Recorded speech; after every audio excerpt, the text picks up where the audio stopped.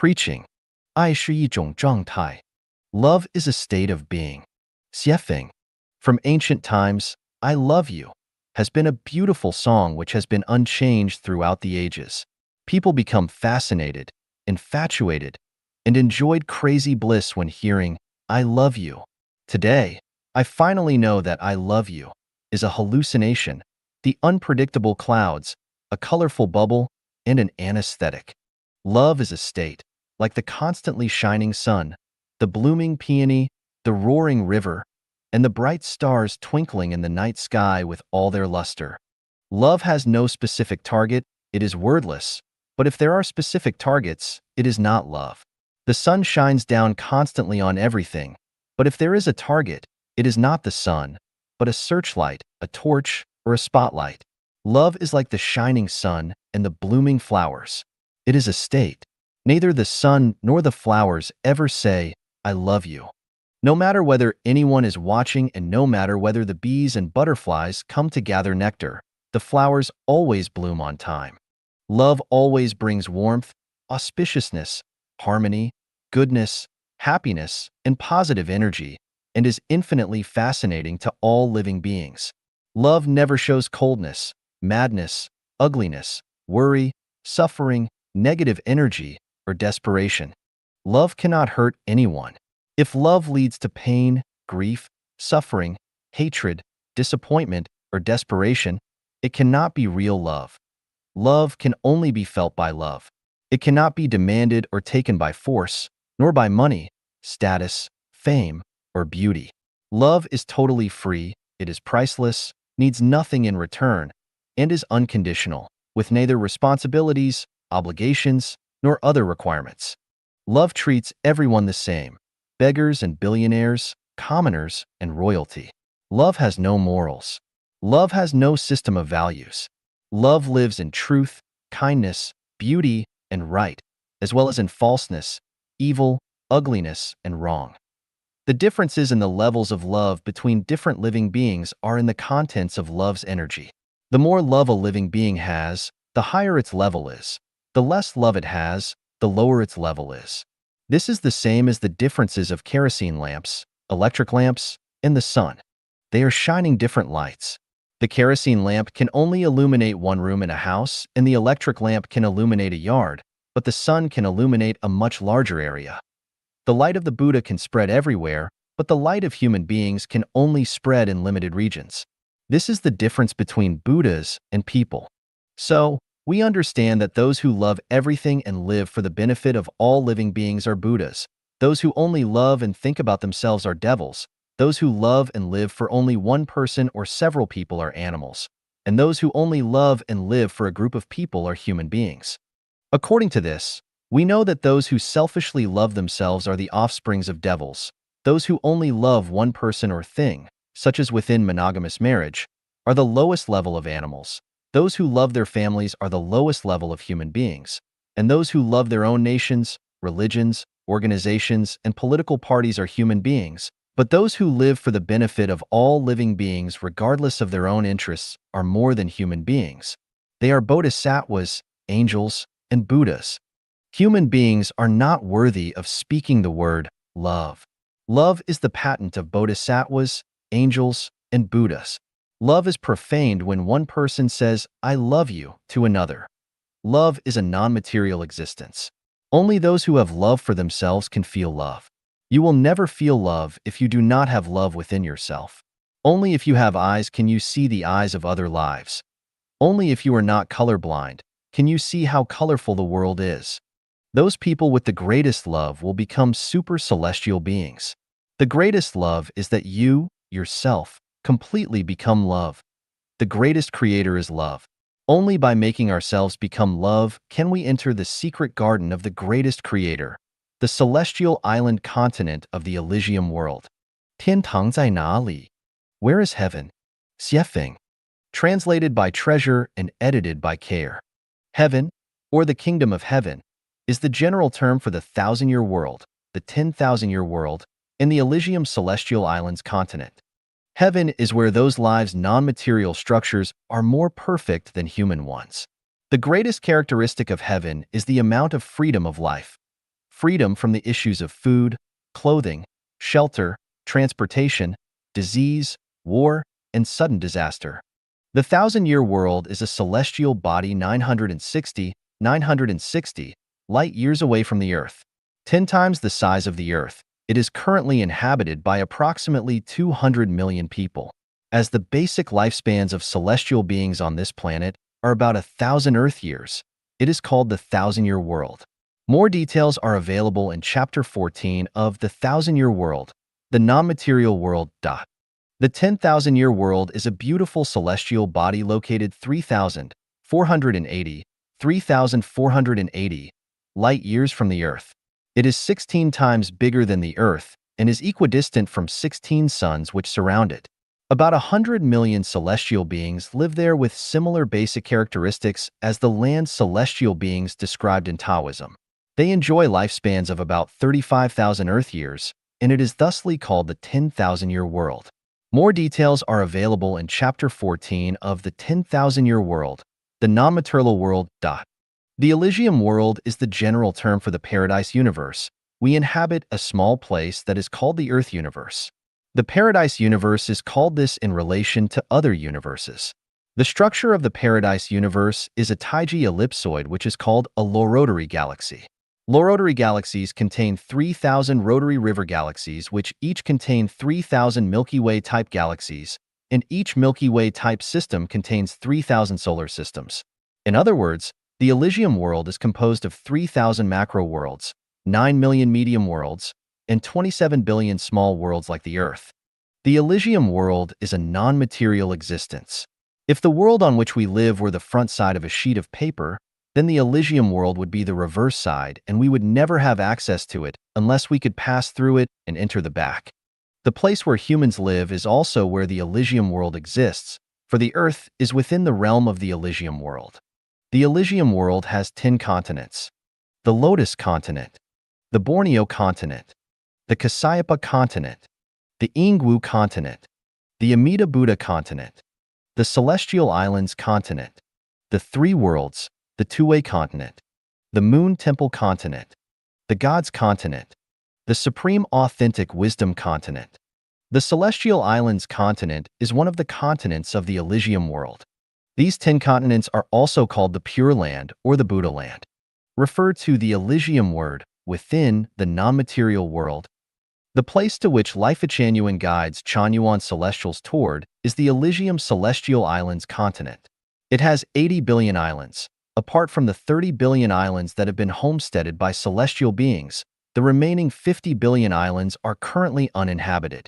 The celestial beings in the Elysium Celestial Islands continent are called super-celestial beings, or Buddhas and Bodhisattvas. When people are asked where heaven and hell are, many of them answer that heaven and hell are in people's hearts.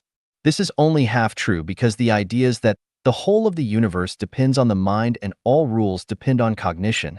The environment is created and generated by the mind, and everyone's closest friends and dearest relatives are in their minds, are only half true. Heaven and hell would still exist if people did not think about them, just as people's relatives who live far away would not disappear if they did, and they would still exist even if they were not thought about or even forgotten. Absolute idealism can confuse people. Actually, it is easy to go to heaven, but it is extremely difficult to break our obsession. Many secrets seem very mysterious, but once they are pierced, they become clear and simple. 程序在运行. The program is running. 写法. There is a saying, fishes are in the water and humans are in the Tao.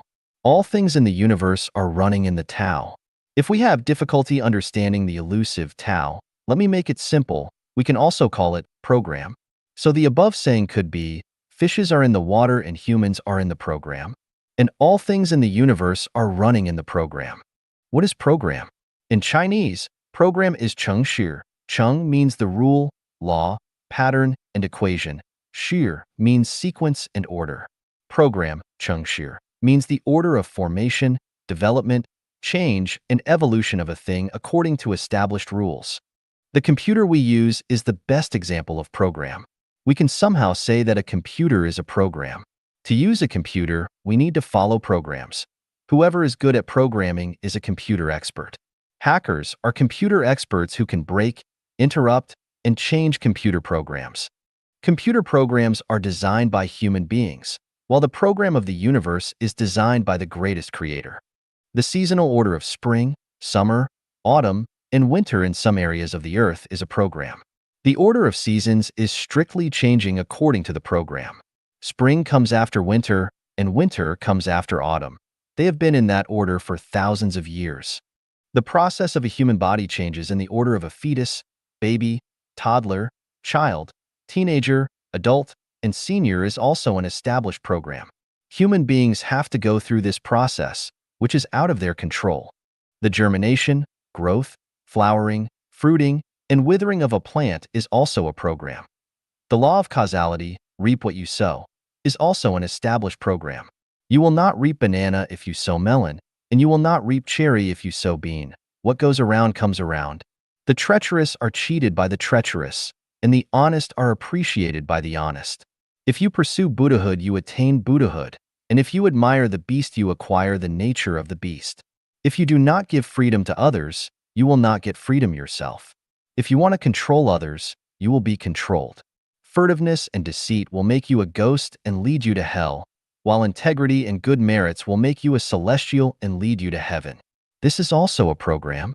When a man reaches a certain age, facial, armpit, and pubic hair start to grow. When a woman reaches a certain age, she starts to have menses. When a child is born, the mother begins to lactate. When a woman reaches menopause, she starts to have fewer and fewer menses until they stop. It is a biological program. The traditional family is also a program. When one gets married, he or she has to live according to the family program, which is beyond their control. Countries are programs. When one becomes a citizen of a country, he or she must involuntarily follow the country's program. If there is no external force, things will run around and around according to the rules of the program. Life will reincarnate according to the set program. To avoid constraints of the program, there must be an external force, without which the development of things will not change the track. It is just like a man is not able to make his feet leave the ground by dragging his hair. The external force is not necessarily a mechanical force. An accident, a phenomenon, a book, a story, and a sentence, even an insect, a hairstyle, a blade of grass, or an action could become the force.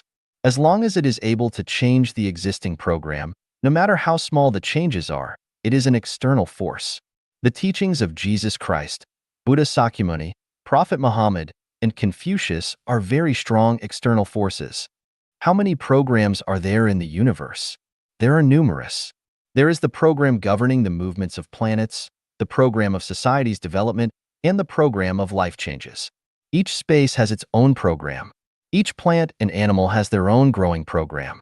There are master programs and subprograms. There are long-term programs, short-term programs, etc. Programs are very rigorous. While they are also layered and closely related, they are causes and effects and are flexible to change. The master program is normally unchangeable, while subprograms are changeable. For example, it is difficult to change the master program of birth, growth, aging, and death of a human, while things like short-term depression can be changed by external forces such as inspiring words or actions. The change of the master program of how hair grows is very difficult, but the hairstyle can be changed easily. The master program of the nature of life is almost impossible to change, but the direction of life can be changed. You cannot touch a pitch and not be mucked. Without the external force, the track of life will not change. Life follows its trail. Once there is an external force, the track of life changes. A single conversation across the table with a wise man is worth 10 years of studying books.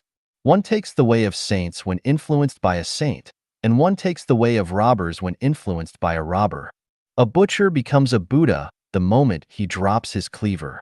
A thought and an idea can change one's destiny. Whichever direction you choose at an intersection without a sign, the corresponding program starts to work. For example, at the intersection of 4 roads, the first road leads to hell, the second to the human world, the third to the Buddha world, and the fourth to the celestial world. Where there is no road sign, our choice activates the corresponding program and it will lead us to a destination unless we change the route midway. All programs are predefined, but human beings can transfer from one program to another. When a man exits one program, he enters another. It is impossible to enter an area that is not within a program. Human beings can only enter 12 programs, and the best and most free life program is the program of the Elysium world. When one life possesses the consciousness of a human being, he lives in the program of the human world and will therefore be constrained by the limits of the program. Once a life possesses the consciousness of a celestial being, his living program starts to slowly transfer to the program of the Elysium world, which means he has changed his life track. All programs are already designed, and many of them are hidden programs. Once conditions are met, any incident will activate the program. It is just like a landmine. It explodes when you step on it, but as long as it is not touched, it will remain hidden underground. It is also like drinking potassium cyanide. You will immediately feel terrible in your organs, foam at the mouth, and quickly bleed to death. When conditions are not ripe, the program will not activate. When the temperature is not warm enough, mosquitoes and flies will not revive and fly. When yin and yang do not meet each other, lightning and thunder will not fill the sky. Without proper humidity and temperature, seeds will not germinate. Before one has reached a certain stage of self-cultivation, he or she will not transform into a celestial being.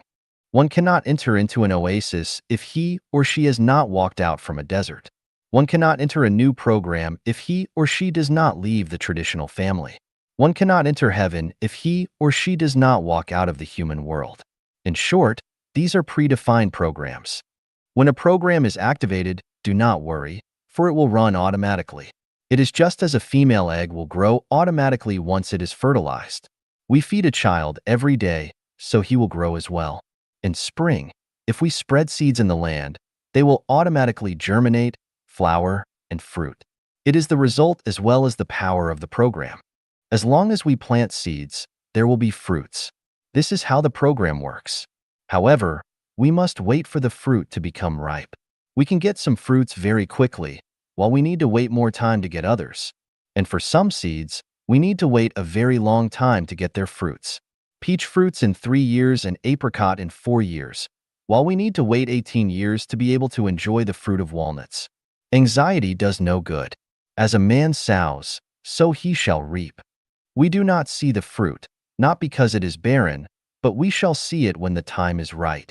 By observing the current situation of humans in the society, we can know their past. By observing their current behaviors, we can forecast their future. If we do not see anything happen in 5 years, wait for another 5 years, and if still nothing happens, wait for 100 years. In a word, what goes around comes around. This is because the program is running and is not fortune-telling.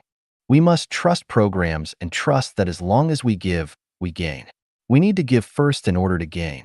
If we give others love, we will gain a beautiful life, future, or something else. If we cheat others, or take a bribe of $100,000, we get many temporary benefits, but in the future, we might need to pay the price of a limb, face a calamity, or reincarnate to an animal to pay our debts. Therefore, any behavior that tries to take advantage of others is foolish, cheating and lying is stupid, and being opportunistic is short-sighted. Throw a long line to catch a big fish. Being diligent on self-cultivation, it is possible to achieve the life level of a celestial being. Do not care that you get a return when you are committed to something. Just make your contribution wholeheartedly and ask not for gain. As long as you give, you will gain. This is because the program is running. 穷人进不了天堂. The poor cannot enter into heaven. 邪风. Translated by Treasure and edited by Care. This is a cruel reality because even Jesus Christ said, "It is easier for a camel to pass through the eye of a needle than for a rich man to enter the kingdom of God."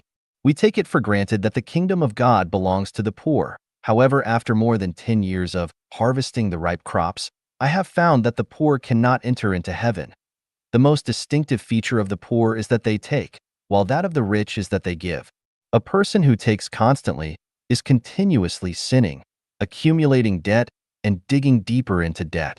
According to the law of the gravitation of life and the rules of the sum of positive and negative energies always equal 0, the poor will have to stay within the 6 great divisions in the wheel of karma without any hope of entering heaven. Heaven belongs to the rich and hell belongs to the poor. This fact sounds so miserable that I feel unkind saying it or even thinking it. It is the same as putting a knife into the hearts of the poor as their blood pours out. However, not telling the truth would mean that I, Xiefeng, am a big liar. And as those who conceal the truth would certainly go straight to hell. So who are the rich and who are the poor?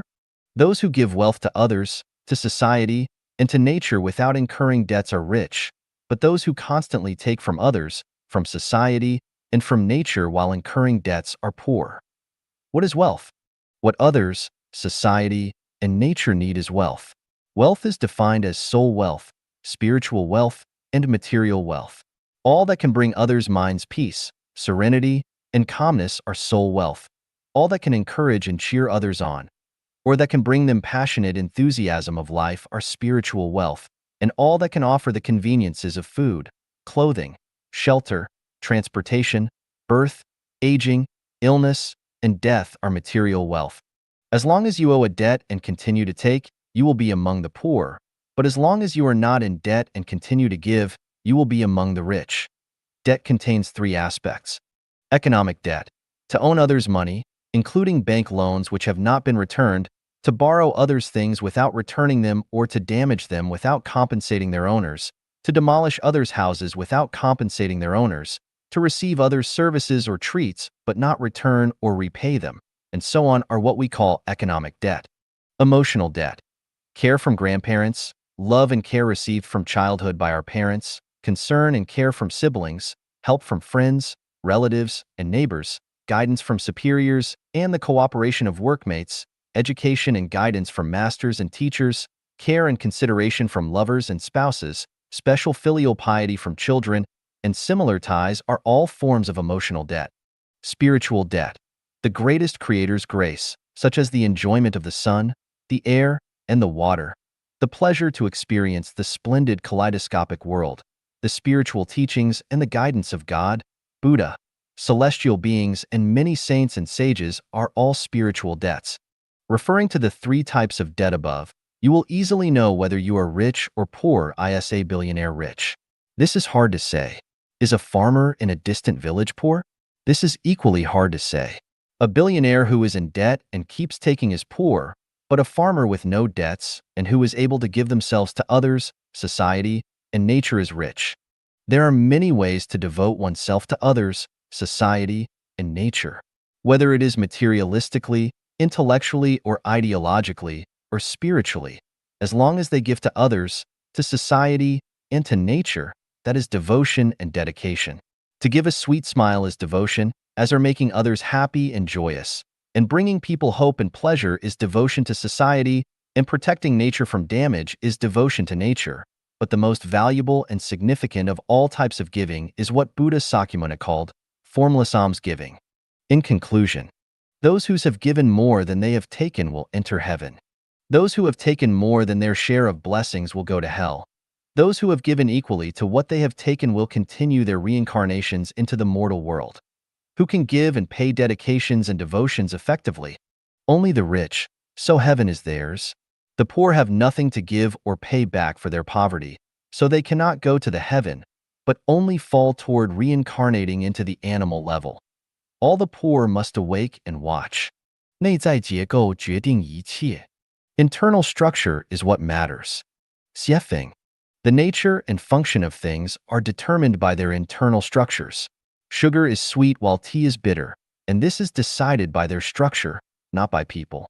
The price of a 1 carat, 0.2 g, diamond is 14,000 RMB yuan, but the price of an ounce of gold is only about 10,270 RMB yuan. That is to say that 1 carat of gold costs 70 renminbi yuan. The price difference between diamonds and gold is 200:1. The fundamental reason lies in the different internal structures of the two. The value of 1 carat of common stone is too small to measure. The greatest creator, gods and Buddha, angels, bodhisattvas, celestial beings, devils, demons, monsters, mortals, evil spirits, animals, and other life are quite different from one another, and the reason is also because of their different internal structures. Celestials, saints, sages, mortals, laities, laymen, and ignorant people are all humans. But they are unlike each other because each has a different internal structure. It is as with mushrooms that some are nutritious and will feed you, but some others are poisonous and will sicken or kill you. This, too, is because of their different internal structures. From this we can understand that the role a person plays, the responsibilities that they assume, and the accomplishments that they achieve are completely determined by their internal structure and not by others or by society. Gems are inlaid into crowns, while cobblestones are not. Thus we further understand that it is wrong to envy or admire others, or to blame social injustice. In any case, we should neither complain, resent, nor loathe having a low social status or position. This is called being content in poverty and devoted to spiritual matters. Since we understand that all things are determined by internal structures, we should then make efforts to change and perfect our own internal structures rather than flattering or currying favor with others, using connections for special treatment, envying and admiring others, complaining and resenting others or our society, seeking magic power or skills, seeking shortcuts or begging for mercy and help, blaming or accusing others for our bad luck, being opportunistic, or finding secrets to success. Peaches and plums do not talk, but people come to pick them. The fragrance of flowers attract butterflies. Peonies do not assume their beauty, but people naturally sing songs about them. No matter how flies and mosquitoes dress themselves, people will still detest them. Beggars cannot have refined tastes. Dog meat is not to be served at feasts. Those who lack elegance and good etiquette are not presentable. In short, the internal structure of each thing determines its social role and status. At this point, if someone still complains about heaven and earth or blames others or society for their ill treatment or bad luck in life, or finds excuses and reasons to blame others rather than themselves for their failures, then they would have to be either ignorant or just plain stupid. Are you not satisfied with your current situation? Do not find external excuses and reasons, but make sure to look for source causes from your own internal structure. The internal structures of things are determined by their quality.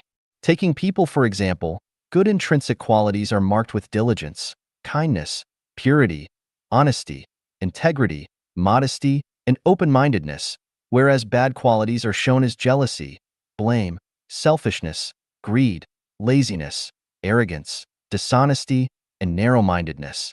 A person who does not have good quality can never be smooth and refined no matter how they struggle, be accomplished in their career, or sail easily through life. They may enjoy good fortune for brief times, but not for very long. People who are moving toward heaven through self-refinery and self-improvement should never waste valuable time and energy on changing the external world or on changing their external appearance. They should invest their time and energy into improving and perfecting the non-material structures of their lives and on developing good quality. If their quality is not excellent and their structure is not perfect, then they can never reach heaven. It is the same as with a hard rock. Try as it may, it will never be cherished and valued by others. It must alter its internal structure in order to be valued and loved as a treasure and be applied in the most eye-striking and noble places. 内在结构决定一切. Internal structure is what matters. 写法. The nature and function of things are determined by their internal structures. Sugar is sweet while tea is bitter, and this is decided by their structure, not by people. The price of a 1 carat, 0.2 g, diamond is 14,000 RMB yuan, but the price of an ounce of gold is only about 10,270 RMB yuan. That is to say that 1 carat of gold costs 70 renminbi yuan. The price difference between diamonds and gold is 200:1. The fundamental reason lies in the different internal structures of the two. The value of 1 carat of common stone is too small to measure. The greatest creator, gods and Buddha, angels, bodhisattvas, celestial beings, devils, demons, monsters, mortals, evil spirits, animals, and other life are quite different from one another, and the reason is also because of their different internal structures. Celestials, saints, sages, mortals, laities, laymen, and ignorant people are all humans, but they are unlike each other because each has a different internal structure. It is as with mushrooms that some are nutritious and will feed you, but some others are poisonous and will sicken or kill you. This, too, is because of their different internal structures. From this, we can understand that the role a person plays, the responsibilities that they assume, and the accomplishments that they achieve are completely determined by their internal structure and not by others or by society. Gems are inlaid into crowns, while cobblestones are not. Thus, we further understand that it is wrong to envy or admire others, or to blame social injustice. In any case, we should neither complain, resent, nor loathe having a low social status or position. This is called being content in poverty and devoted to spiritual matters. Since we understand that all things are determined by internal structures, we should then make efforts to change and perfect our own internal structures rather than flattering or currying favor with others, using connections for special treatment, envying and admiring others, complaining and resenting others or our society, seeking magic power or skills, seeking shortcuts or begging for mercy and help, blaming or accusing others for our bad luck, being opportunistic, or finding secrets to success. Peaches and plums do not talk, but people come to pick them. The fragrance of flowers attract butterflies. Peonies do not assume their beauty, but people naturally sing songs about them. No matter how flies and mosquitoes dress themselves, people will still detest them. Beggars cannot have refined tastes. Dog meat is not to be served at feasts. Those who lack elegance and good etiquette are not presentable. In short, the internal structure of each thing determines its social role and status. At this point, if someone still complains about heaven and earth or blames others or society for their ill treatment or bad luck in life, or finds excuses and reasons to blame others rather than themselves for their failures, then they would have to be either ignorant or just plain stupid. Are you not satisfied with your current situation?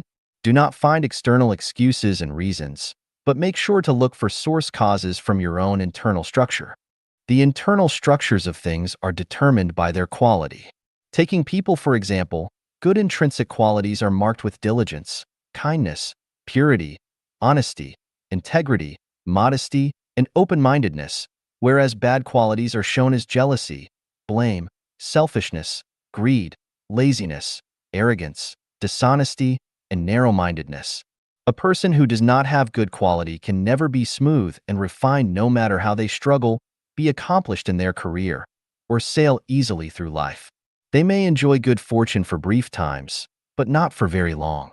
People who are moving toward heaven through self-refinery and self-improvement should never waste valuable time and energy on changing the external world or on changing their external appearance. They should invest their time and energy into improving and perfecting the non-material structures of their lives and on developing good quality. If their quality is not excellent and their structure is not perfect, then they can never reach heaven. It is the same as with a hard rock.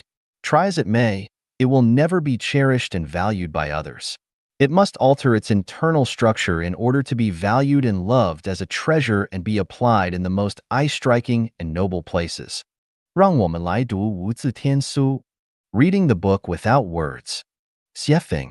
Translated by Transin and edited by Care. There are 3 types of books. The first one is with words, such as newspapers, magazines, journals, and other publications, both paper and online. The second is with symbols, such as sculptures, paintings, and music. The third kind includes everything in nature. The so-called book without words refers to all images and things in nature with neither words nor symbols. The most esoteric of the 3 books is the one without words, but the simplest is the one with words. People with low spiritual natures can only read books with words, but only people with high spiritual natures can read the book without words. What the gods, Buddha, celestial beings, and saints read is the book without words. The 6th Zen patriarch, Huineng, was illiterate, but became the patriarch because he could read the book without words. Therefore, if a person wants to become a master, a celestial being, or Buddha, they must read the book without words. Reading things, phenomena, and people is reading the book without words. Let us try to read it. A person with body odor or halitosis, bad breath, might not be aware of it. When we eat garlic or green onions, we do not smell them ourselves, but others will smell them and will know it. The natures and attributes of things give off their corresponding smells. Those who have smelled or eaten durian know it by its smell. We can learn this truth from the book without words. The essence is revealed from the phenomenon. For instance, If we want to know a person's nature, we can learn their internal natural structure from what they have said and done before. Many allusions in Chinese history are full of wisdom, such as the relationship between Su Dongpa and Master Foyan. Su Dongpa always wanted to outsmart Master Foyan, but he never succeeded. Once, Master Foyan told Su Dongpa that he looked like a statue of Buddha, but Su Dongpa replied that Master Foyan looked like a heap of cow dung. To this, Master Foyan just smiled and walked away silently. Su Dongpa thought he had taken the upper hand this time, so he joyfully told his smart sister Su Xiaomei about it when he got home. Hearing this, Su Xiaomei said, "You are utterly defeated this time. Because Master Foyan has Buddha in his heart, he sees a statue of him in you. But you have a heap of cow dung in your heart, so you see that in him." Nature reveals what it is.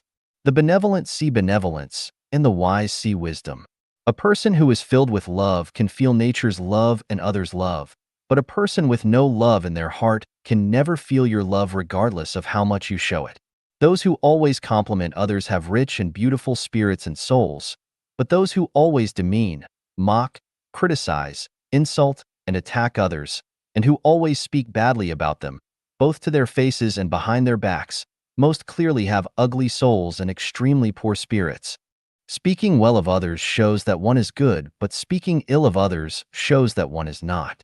Flowers always emit lovely fragrances wherever they are, but dog droppings always give off undesirable stench in spite of their surroundings. One who accuses others of heresy exposes that they themselves are heretical. As with Su Dongpa, he had cow dung in his heart, so he saw Master Foyan as such. Therefore, people should not care about others' comments and judgments. Flies and mosquitoes will consider you disgusting because they are disgusting, but butterflies will find you beautiful because they are beautiful. An artist painted a picture which he believed to be fairly good, but he wanted to know how people would react to it. So he left his picture in a public place with a brush and some ink next to it and wrote on top of the painting, "Please point out any faulty strokes in this painting." At day's end, he recovered his painting, but the painting was completely different.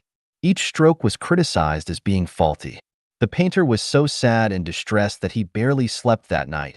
But the next day, he painted the exact same picture as before and took it back to that same public place, except this time he wrote, "Please point out the superb artistry of this painting." At the end of the day, the painting was again completely different, except that now all the comments described its elegance and beauty. He sighed with emotion. The good or bad of the painting was determined by the viewer's state. Beauty is in the eye of the beholder. Quantum mechanics also explains the same principle. The movements of fundamental particles are decided by the consciousness of the persons watching them. The Japanese scientist Masaru Emoto found that the structures of pure ice crystals can be shaped by the mentalities of people observing them. If the observer's heart is full of love, or if the freezing water is exposed to positive emotions, such as love or gratitude, or to music, prayers, or art, the ice crystals become symmetric and perfect. But if the observer's heart is filled with hate, or if the water is exposed to negativity such as mean words or destructive images, they appear very disorderly and irregular. Therefore, we should not be affected by others' comments about ourselves, or we will be fooled. The Pygmalion, or Rosenthal, effect on psychology illustrates this point well. People develop in line with others' suggestions and expectations. We must only be committed to ourselves and ignore other people's comments in order to live out our own lives. If someone accuses you of being mentally disordered, just smile and do not get upset, for it is they who are mentally disturbed. But if someone praises you as being a saint, do not be blindly proud, for it is they who are the saint. Let us read the book without words as such. I have written more than 100 articles on revelations which may help you to find your enlightenment. 如何知道自己的前世? How to know our previous lives. Dayform Celestial. Translated by Transin and edited by Care. The hypnotic induction method is one way, but we can also observe ourselves from the life clues found in our previous lives. The universe is holographic, our life is holographic, and our life information base contains all of the information from all the ages of all life journeys of all generations, and the information is always passed down. This information is hidden, but it will reveal itself every now and then. By capturing these momentarily revealed clues, we can trace our pasts. Understanding the life characteristics of 36-dimensional space is conducive for us to understand more of our previous lives. There is only one kind of human nature, but from the people that we know and those that we know of through various channels, we can see that human nature are diverse and colorful. There are quantum differences between people, sometimes even poles apart. The reasons are that people have different origins. Some are from the heaven world, some from the animal world, and some are reincarnations from the mortal world. Even for those from the heaven world, there are great differences. Those from the Elysium world and from the thousand-year world can never be the same. Likewise, even for those from the animal world, those who were carnivores will have totally different natures than those who were herbivores. In this sense, mankind is a rabble. The mortal world is a tenement yard for all kinds of lives. There are hundreds of thousands of clues to trace our previous lives, but we can only have rough ideas about them from these clues. Here are 18 examples. If you have holographic order thinking, congratulations, then you are from the side of the greatest creator. You were a god. If you have formless thinking, congratulations, then you came to the mortal world from the Elysium world. You were a Buddha. If you know that you can change a world magically, then you were a super celestial being. If you were born to like freedom and always seek happiness and joy, you can follow your heart's desire without overstepping the line, then you were a celestial being. If you often dream of flying freely, your mind and body are often in a strange state of joy, you have no fear of death and hate your life in the mortal world, then you are from the 10,000-year world. If you are always looking for the way back home and feel that you do not belong to the mortal world, you are moreover benevolent and kind, a fun lover. You do not want to be fettered by states, religions, organizations, or families, and you fancy and yearn for a better life in the future, then you are from the 1,000-year world. If you have the Taiji thinking and you are super wise, clever, and gifted, then you were someone influential in society, maybe even a sage or saint. If you love your own nation, culture, family, and family life, and think all this is perfectly justified, then you were a mortal human. If you often dream of flying in your dreams, but still feel attached to the mortal world, then you were a bird. If you derive pleasure from and even love eating meat and have never felt the suffering and misery of life being slaughtered for meat, then you were a predatory carnivore. If you naturally prefer vegetarian or vegan foods, are naturally timid and afraid of being hurt, like to depend on groups, love your family and religion, then you were a docile herbivore. If you inherently want to be a policeman, are very sensitive to theft and crime in society, and always want to arrest criminals, then you were feline, a cat. If you innately want to be a soldier, are willing to defend your land and home, then you were a dog or wolf. If you naturally prefer to take, embezzle, and steal, then you were a mouse or other rodent. If your nature is to bear hardship without complaining, endure bullying without resisting, harbor grudges without showing them in words and deeds, be trampled upon and feel powerless to resist, completely abide by your destiny, then you were a farm animal from the livestock world. If you are naturally aggressive and quick-thinking, good at sorcery, and can derive pleasure from the pain of other life, then you are from the devil world. If you have extraordinary bearing and charming style, are endearing and extremely selfish, then you were a goblin. If you are clever in trivial matters and have mastered a lot of magic tricks, you always watch for your chance to seize others' love and property, then you were an evil spirit. Draw analogies by checking yourself against the dispositions of other life, and you will find traces of your previous lives. Note: life in the inflamed layer, the frozen layer, and the netherworld usually do not directly enter the human world. Insects and many plants belong to other life cycles, which never enter into the human world. The above is only a general outline. If you want to know your previous lives from A to Z, you will have to observe and verify repeatedly. Like attracts like, you can also find your shadows of the past from those people with whom you associate most often and most closely. After reading this article, some people may be excited, but others may be angry. Please calm down, because what you see is your past, not your present. No matter what you were in the past, you are now a human.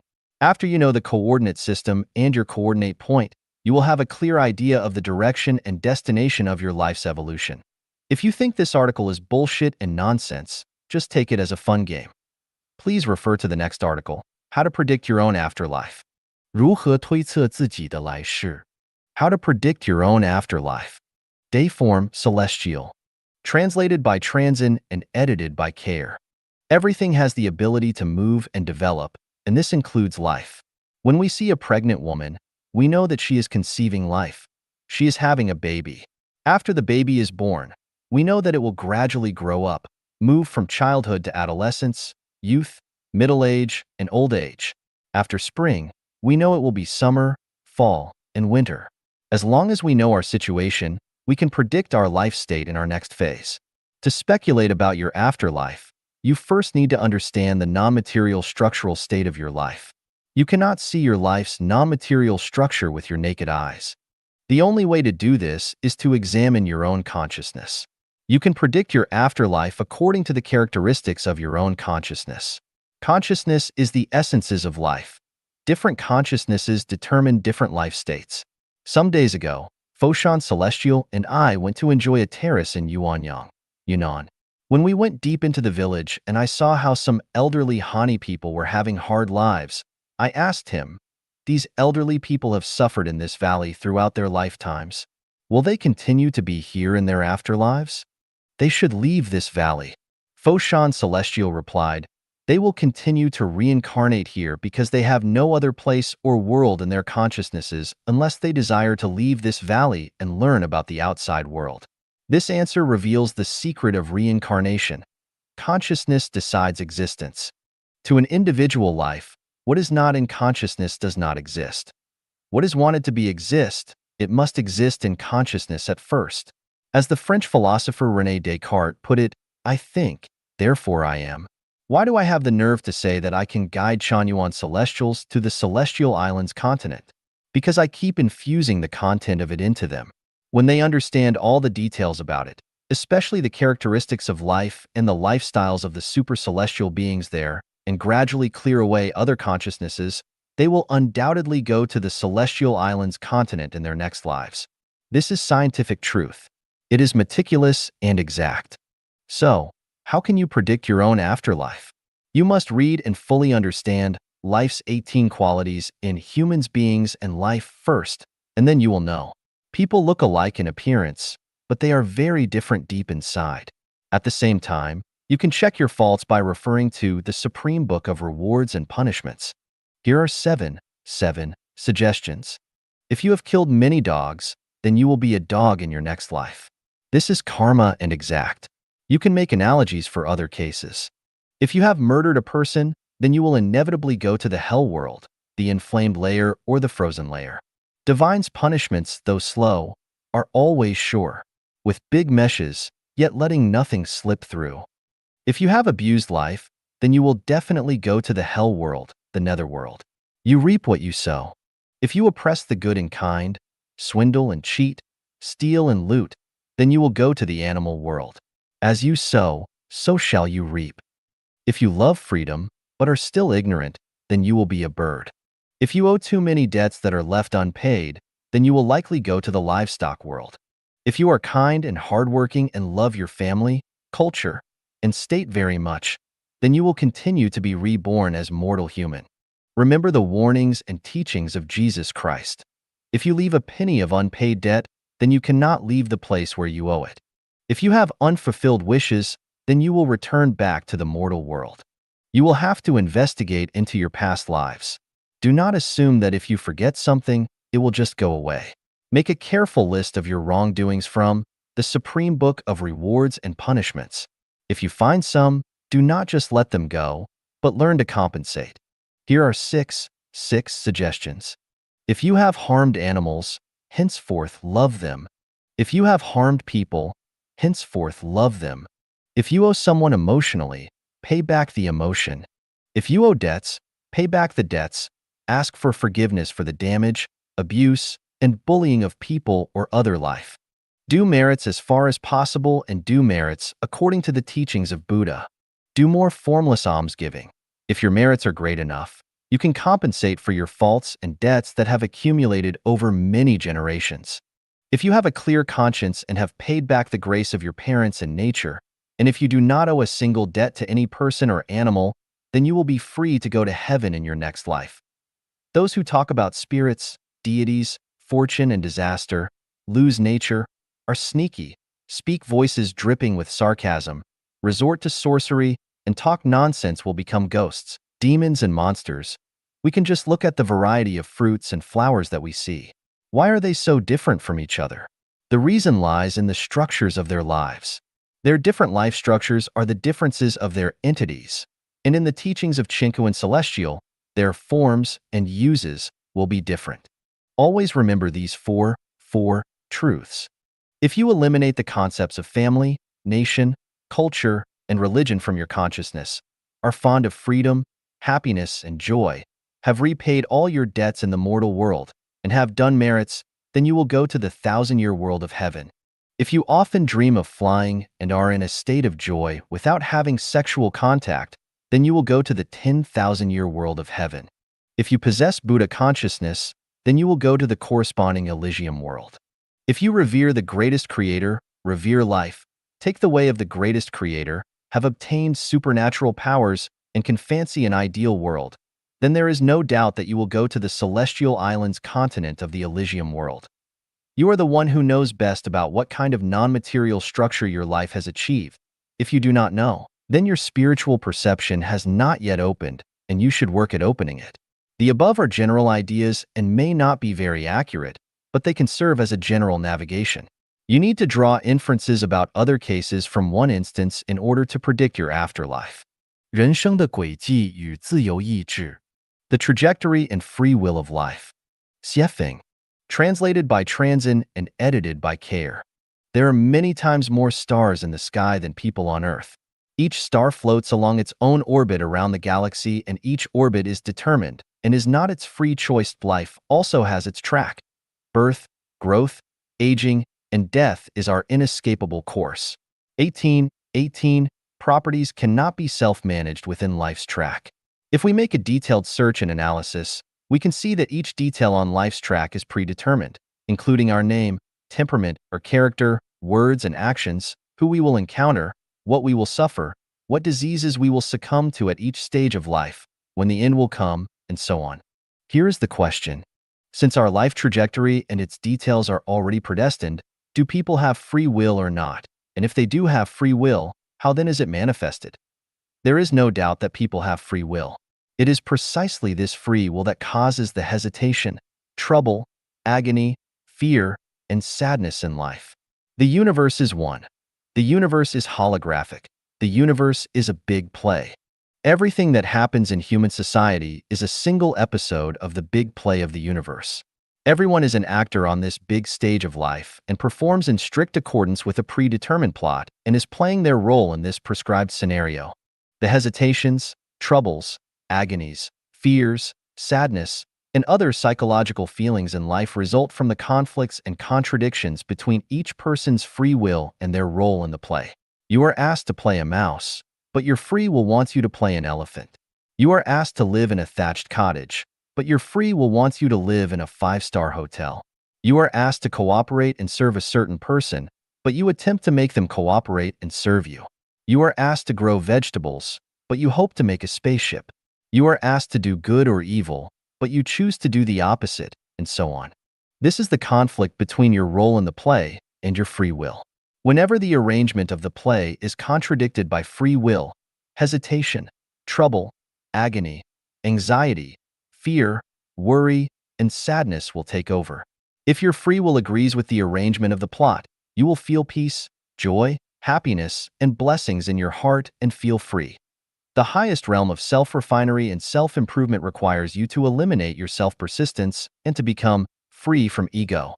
It is only in this way that you can unite with Tao. Then, when you do that, you will attain the spiritual state of an immortal. Here is another question. Since everything is predestined, what is the value and meaning of struggling and making efforts? First, the so-called struggling and making efforts are barely more than nonsense. When a program is determined, the role to be played is determined and one's so-called struggles and efforts are determined. That is, you will have to struggle and make efforts because a series of things will force you to. It is decided by the non-material structure of your life. Your character and temperament will force or encourage you to struggle and make efforts. This is determined by the self-state. It is not that I want to struggle and make efforts, but my character and the things happening around me and their ramifications prompt me to do so. This is described as, many things are not in charge of our hands in this world. Every person yearns for a better future and to go to heaven, so who can eventually achieve their most beautiful dreams? Also, now that everything is predestined, what is the point of personal yearning? This involves some of the programs of the play of the universe. The play of the universe has destiny and variables. The plot of the play is destiny. Who shall play which characters in the play are variables. If you play well, you can constantly play the role more according to your free will, such as to play in heaven. If you play badly, you will play a role more deviated from your free will, such as to play a demon in hell. Who then will go to heaven? Anyone who can play the role in accordance with the established plot of the play, free from self-persistence and free from ego, will go to heaven, but anyone who has conflicts with the arranged plot, that is, whose self-conscious is too strong and is unwilling to play the role, will end up in hell. We can find such a secret from this. Going to heaven or hell has nothing to do with the role you play, but everything with how well you play it. For instance, from most people's perspective, Adolf Hitler should definitely be in hell, but from the plot of the play of the universe, if he played his part very well, he would be in heaven. No matter what your role is, an emperor or a thief, as long as you play it well, your reward will be to go to heaven. If you do not play it well, you will be doomed to reside in hell. So, how does one know whether they are playing well or not? Here is a very simple validation method. Namely, no matter what role you play, be it one with much pain and suffering or one that enjoys happiness and pleasure, be it a role to ride the whirlwind or one to suffer the commonplace. If you can stay calm, be happy and joyful, free from hesitation, trouble, agony, anxiety, worry, and fear, but with gratitude, then you have played well. Otherwise, you will have failed the role. Those who have mastered the essence of the teachings and instructions of Buddha understand that self-persistence is the biggest obstacle to the Elysium world. Self-persistence is the result of a strong free consciousness. If you do everything according to your own ideas and wishes, if you always believe that yours is a just cause, if you always insist on your own views, if you always know that you are right, then you cannot play the arranged plot of the play very well, and you will be miserable and unable to be rewarded with the Tao of Heaven. Take things as they are. Associate with others by following your predestined relationships. Acting in accordance with your nature and taking advantage of opportunities is the best way to play the role. 雪风是缘, the interpretation of predestined ties. 写风, translated by treasure and edited by care. Tie, a bond of information that will reconnect two lives in the future for favor, disgrace, or injury. Once you get a tie, it must be ended, otherwise their attractive force will be inescapable. Predestined ties. Potential energy accumulates from the attractive forces between lives. It circulates in infinite space and eternal time until it reaches the point where it transforms into kinetic energy, releases it, and then causes the attractive force to disappear. Favorable ties. The information to be processed that remains in the negative universe which result from the love and honor between lives who bless each other and are eager to reunite. The information will never disappear until these wills are realized and the ties end. Good karma. One life gives another life a sincere blessing and a favor that will cause a corresponding gravity to return in the future. Evil karma. The hatred and debt between lives which never disappear until the hatred is settled or the debt is paid off. Worldly ties. All the information left and all the debts owed in the mortal world are called worldly ties. Marriage ties. The love-hate relationships between husbands and wives are called marriage ties. Celestial ties. A bond with a celestial being is called a celestial tie. End ties. End ties are when all debts are paid back. Following predestined ties. According to the arrangement of the universal scenario and plot, accept and play the assigned role with pleasure. Ties are kinds of invisible meshes which are established between lives. Divine punishments are slow, but always sure with big meshes, yet letting nothing slip through. Once getting a tie, it must be ended, otherwise you will be unable to escape their meshes. Worldly ties must be ended in the mortal world. Heavenly ones must be ended in heaven. and hellish ones must be ended in hell. Ties are attractive forces. Those which are not ended will stay in tow forever, no matter how far apart in time or space, and they can never be escaped. Anyone who wants to go to heaven must end all ties in the mortal world as soon as possible, whether they are good karma, evil karma, favorable ties, or marriage ties. As long as there are the ties, it is best to end them as soon as possible, otherwise you will be unable to leave the mortal world, and will have to reincarnate back into the mortal world of samsara to end the ties in future lives. 人的奥秘和真谛 The Secret and Truth of Predestination I. Xiefeng. Translated by Transin and edited by Care. Preface: Brushing against shoulders in this life is the result of the 500 times of looking back in the previous lives. To ride in the same boat is the result of 100 years of cultivation. To sleep on the same pillow is the result of millennia of cultivation. Knowing I am not destined to enter her heart, how can I compare with the catkins and swallows? Flowers bloom and wither. Tides rise and fall. Spring awakens the branches. Running water is heartless, but the grass welcomes it every year.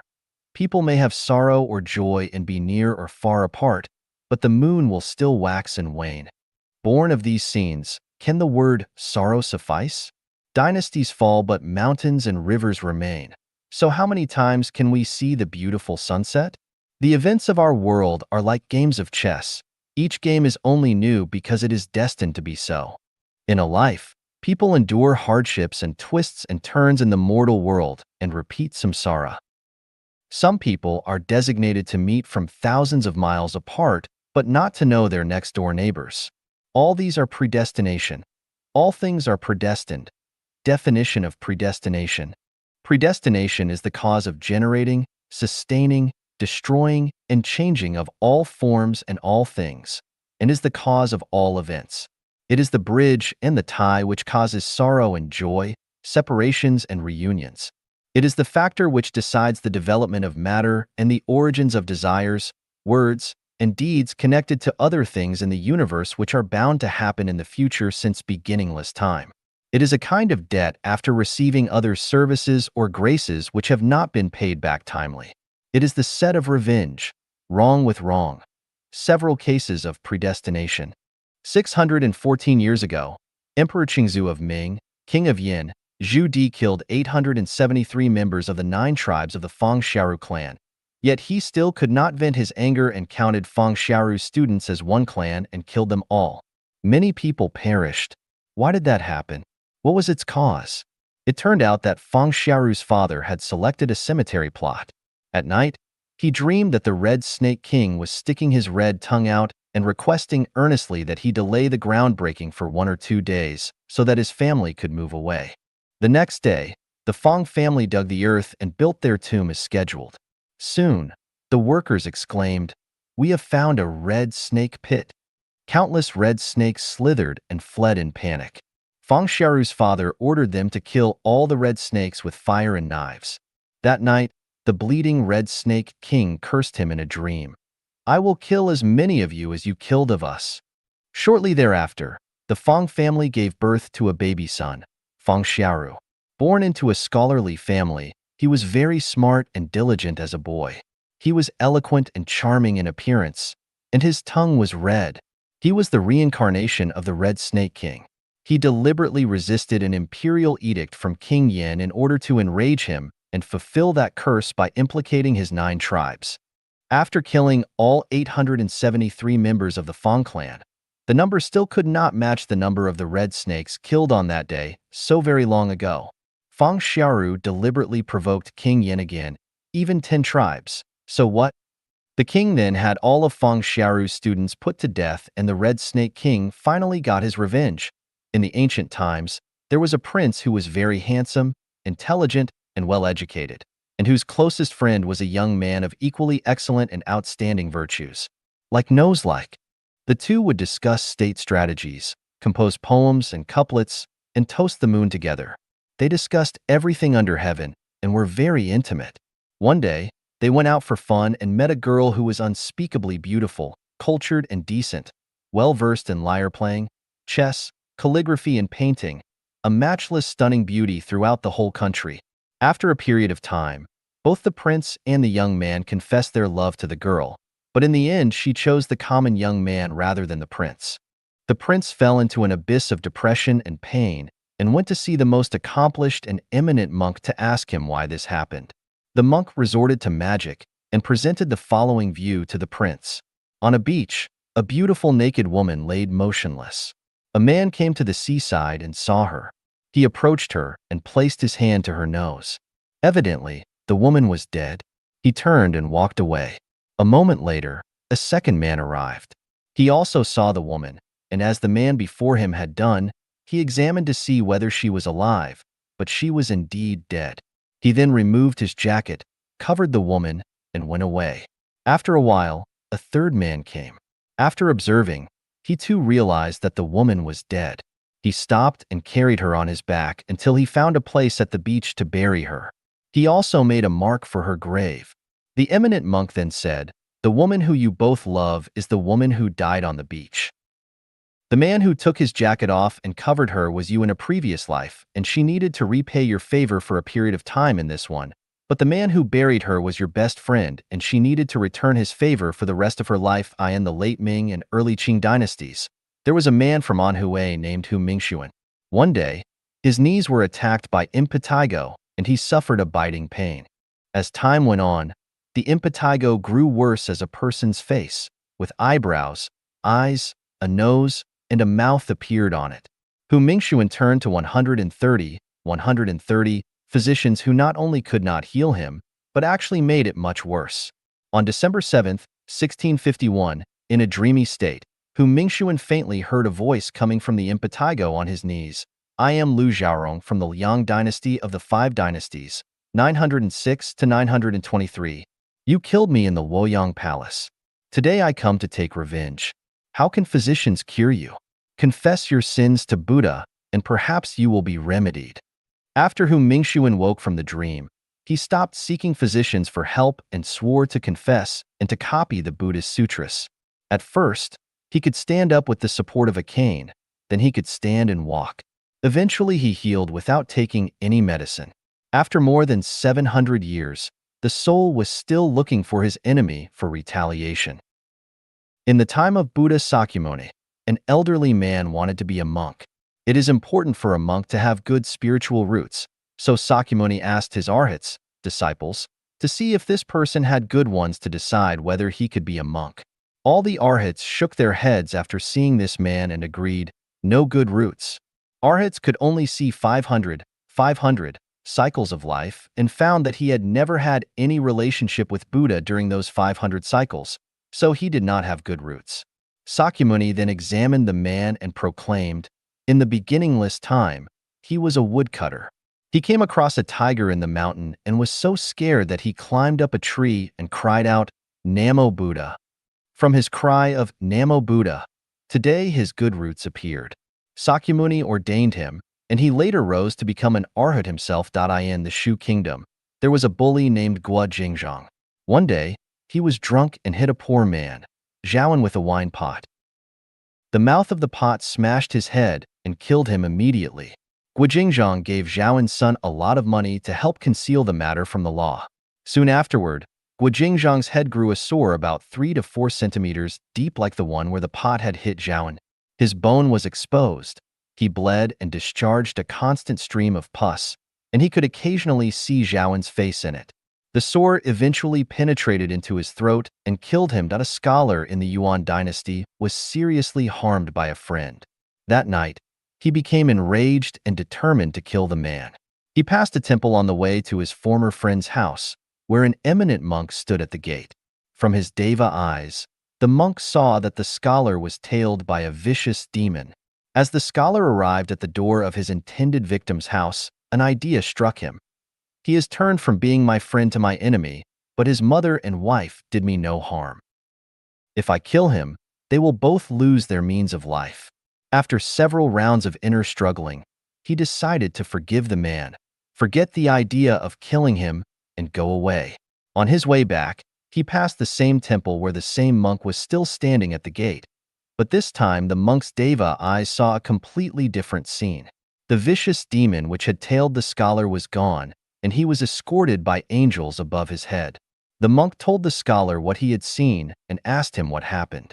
The scholar told his story truthfully, and the monk exclaimed that the demon and the gods were moved by just a thought.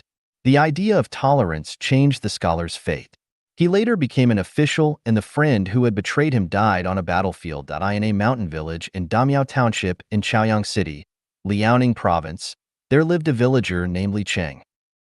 Li Cheng's grandmother had a relative named Zhang Qing who used to carry and sell fabrics for the Li family, but whose own family was very poor because he lost in everything he did throughout his life, and his family had been supported by Li Cheng until Zhang Qing died. Li Cheng even paid to have him buried. About 1 month afterward, Li Cheng was sleeping soundly in the middle of the night when he suddenly heard someone calling his name. Li Cheng, I am Zhang Qing. I am coming to pay my debt back to you. Li Cheng found it strange after he woke up 3 times in a row from his sleep. Just then, the house manager came to tell him, "Master, the big horse just gave birth to a colt." They knew that the colt was Zhang Qing reincarnated and named him that. Several years later, Li Cheng pulled a cart to Basi Jiazi and stayed in a postal station there. The next day, the local area was having a fair.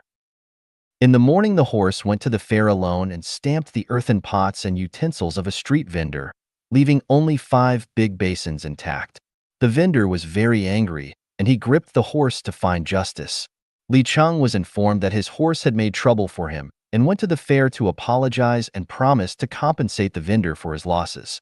Li Cheng yelled, Zhang Qing, what is wrong with you today?" The vendor wondered why the horse was named Zhang Qing. Li Cheng told him about Zhang Qing's home and his reincarnation into the horse. The vendor said, "I knew Zhang Qing. I bought some fabrics while he was alive, and I still owe him money." He then calculated his losses from the daily wares, and the value was exactly what he owed to Zhang Qing. So the balance was even. They all understood why the 5 big basins were left untouched. Yuan Liaofan, the author of the 4 Lessons of Liaofan, in the 16th century was from Jiashan, Zhejiang. When he was young, a fortune teller predicted the good and bad fortunes to come in his life, including his rankings in the imperial examinations, his official titles, that he would not father a son, and when he would die. Later, many things were fulfilled accurately just as the fortune teller had predicted. Every day he became increasingly idle, knowing that his fate was predestined and that everything would come along automatically. Then he met Zen master Yungu, who told him, "Fate is created by the self and blessings are sought after by the self.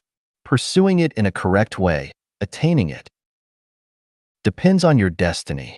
He began to understand that fate could be changed and became determined to amend his faults. He became tolerant of others' wrongdoings to him and committed to doing good with the greatest determination and perseverance. Surely enough, the original predictions lost accuracy after he decided to change his fate. Not only was he promoted to higher offices, but he also fathered 4 sons and survived a full 16 years longer than had been predicted. 人的奥秘和真谛. The Secret and Truth of Predestination 2. Xiefeng. Translated by Transin and edited by Care. The 8 descriptions of predestination.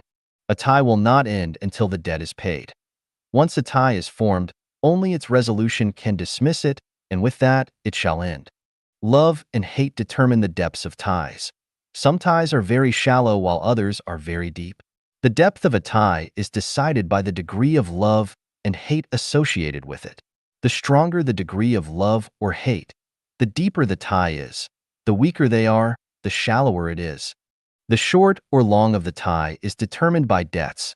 Ties are essentially debt relationships. Debt relationships are not related to the amount of the debts as much as to the length of time involved. As long as there is owing, the tie is long. Once the debt is settled, the tie will end. Mortals create ties, but Tao ends them. Both good and bad ties are created by mortals. Once a tie is created, it is controlled by the reward and punishment program of Tao and will eventually befall the person who created it. This is the so-called good will be rewarded with good, and evil will be punished with evil. If it is not repaid now, that is because the time has not yet come. Once the time comes, it will surely be repaid. With neither shape nor form, but with shadows and traces, we can neither see nor touch a tie. It is a kind of non-material existence. It is like a time bomb.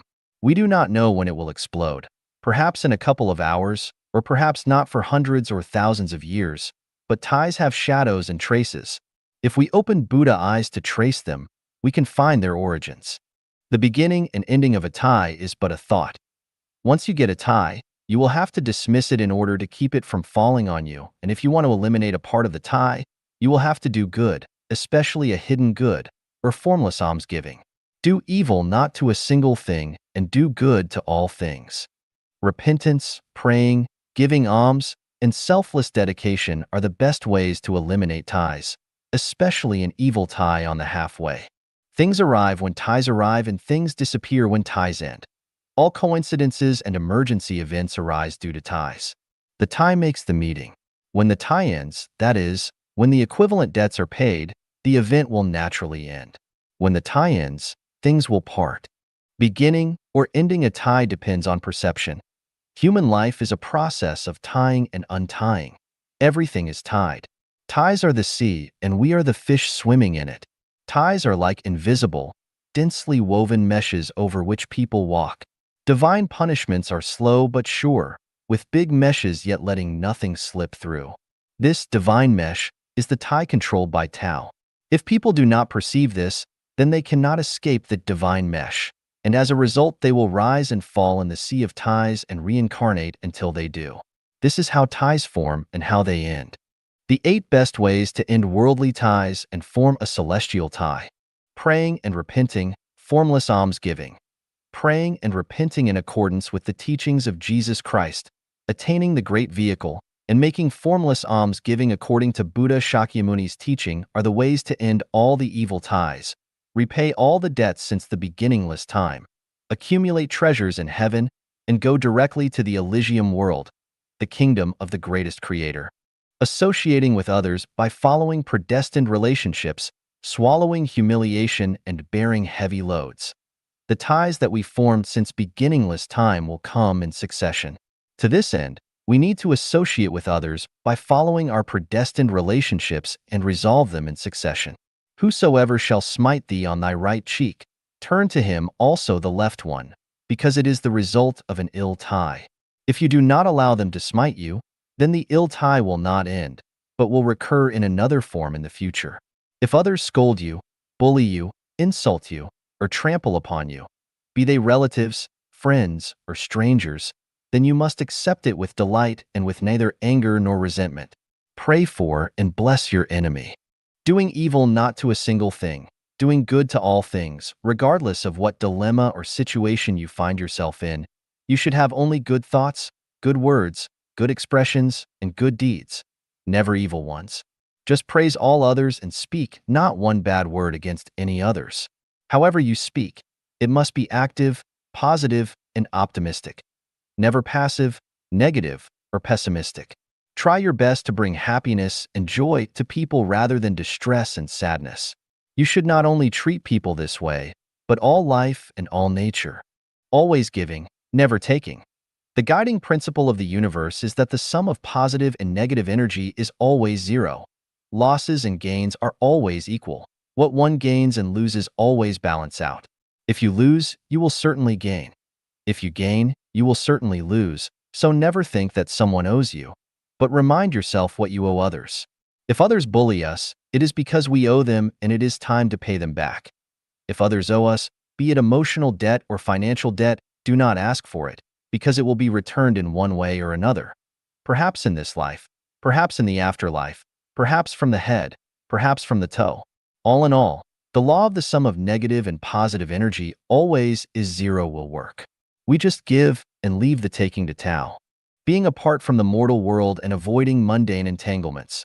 Living in the mortal world is to inevitably contact a variety of mortals and deities. But remember that in no case must you ever take advantage of others, not even those closest to you. Your parents, children, husband, or wife. In all the universe, heaven and earth, there are no advantages to be had. Whatever advantages you think you have taken are harmful because you will bear losses to balance them out, especially when you are dealing with ignorant persons, deities, mortals, sages, let alone the public. If you take gains from beasts and birds, then your nature will be harmed. If you crave gains from people, then you will bear losses from the Tao of heaven. The hard truth is that if you are not corrupt, do not take advantages nor owe debts, then you are staying away from the mortal world and are free from the ties of mundane entanglements.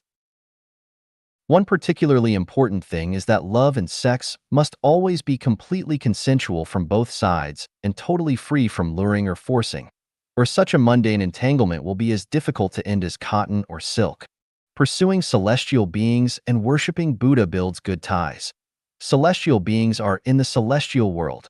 Buddha is in the Buddhist world. Both are good places to be. Building relationships with celestial beings and Buddha gives you hope to exit from samsara and go straight to the realm of freedom. The actual manifestation of spiritual wisdom is giving advantages and benefits to all life in the lower-level life space and owing them nothing, building relationships with life of the higher-level life space, emulating celestial beings, and worshiping Buddha whenever and wherever you see them. It is always best to have celestial being or Buddha owe something to you, forgiving the wrong and severing its attraction. We should forgive all those who have ever harmed our life since the beginningless time and stop asking them to repay us.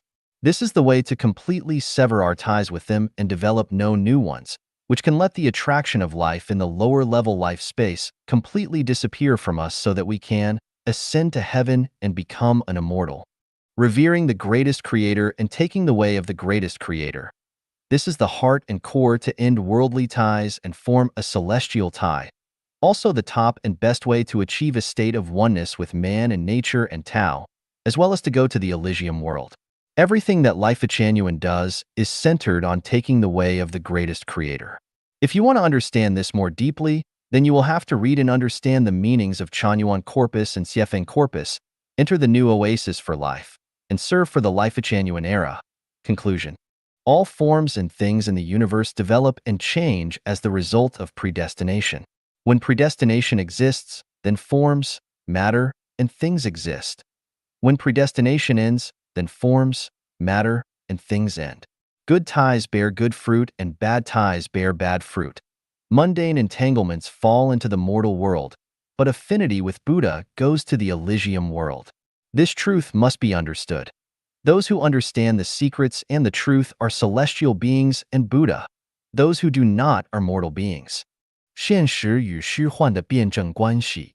The dialectical relationship between reality and illusion. Siefeng. Translated by Transin and edited by Care. Reality is real in name only. Illusions are illusory in name only. Reality is illusory and material. Illusions are real and non-material. The material world is the presentation of the non-material world. The non-material world is the foundation of the material world. Reality is like a dream, an illusion, a bubble, and a shadow, as dew and lightning, thus should you meditate upon them. Every illusion is real and true, is where the real spirit and soul dwell, and where the great universe is. Consciousness is illusory, but reality is the reflection and projection of consciousness. The consciousness determines the state of life's existence. Wishes are illusory, yet they lead to reality. Ideals are illusory, yet they accomplish life's reality. Visualized prospects are illusory, but according to the principle of visualized thinking, it is they that determine the future. Love is illusory, but it can inject huge spirit and soul energy into people. Heaven is illusory, but we all want to go there. As long as we dream of heaven, we will be able to overcome the hardships of life's journeys and lead optimistic and positive lives. Dreams are illusory, but when we are in dream worlds, the illusions look very real. We think of our day-to-day lives as being real because everything in them seems very real and true. But what is the difference between the truth of reality and the truth of dreams? One day, when we finally leave this real world and wake up in another illusory world, we will find out that life is only a dream, an illusion. What are illusions? What is reality? The bygone is like mist and smoke, like a dream or a fantasy. The future truth is illusory and looming. To walk slowly or quickly, there are many roads to take in life. To take with good means or bad, in the end, it is all empty. The wilderness where foxes sleep and hares walk was once a dance hall. The bleak and desolate field where flowers and grass grow was once a battlefield. The bygone realness now becomes illusory, and the illusion of the future will evolve into reality. Reality comes from illusions and will return to illusions. Illusions originate from truth and will become reality. Everything is but a game. Only the soul is true. Reality is a game. Those who obsess with reality and are trapped in it are confused. Those who take delight and fun in it are awakened. It makes no sense to try to hold on to the reality of a dream. The real life is to play the games. The contents of them are determined by illusory consciousnesses. Illusory consciousnesses are determined by souls. Souls are real, but nature